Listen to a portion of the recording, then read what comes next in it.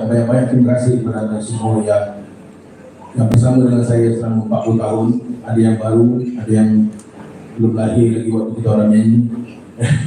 Ada yang baru berangkat dan ada yang bersama-sama. Dan kita Otai, Bobo.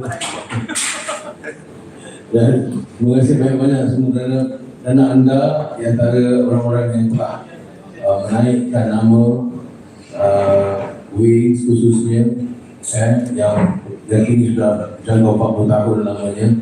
Saya pun tak sangka saya ke tahap 40 tahun. Saya ingat dulu awal-awal aku ni mungkin tak lama umur. Pasal dulu dah 6 kali hidup macam-macam benda masuk Ramadan ni. Rupanya sampai juga umur 57 tahun. Jadi itu yang saya bersyukur sangat-sangat kerana diberikan keberadaan, berikan akal fikiran yang baik dan Tuhan meminjamkan sedikit seni, suara dan sebagainya. Tak lama lagi mungkin Tuhan ambil balik. Tapi sebelum dia ambil balik itu, kita dah rancangkanlah untuk menjalankan kerja-kerja yang sepatutnya untuk kami lakukan sama-sama dengan Wings, juga saya sendiri untuk tahun 2025. InsyaAllah kita akan mulakan dengan satu konsert yang akan diberi nama Tribute.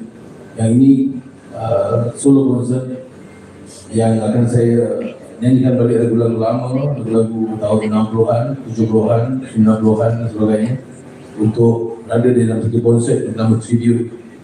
Yang ini masih lagi dalam rancangan untuk mendapatkan satu tajuk konsert yang sesuai. Ini akan berlaku insyaAllah dalam bulan Mei atau Jun macam itu.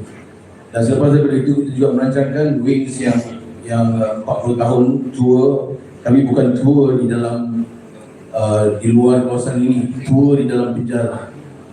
Yang ini kita telah berbincang dengan Menteri Dalam Negeri, itu Saifuddin Nasution atau Sri Saifuddin Nasution, yang telah bersetuju dan dia sangat-sangat suka dengan projek ini, dan dia beritahu saya kasih jadi projek ini. Sebab ini satu-satunya benda yang orang tak fikirkan.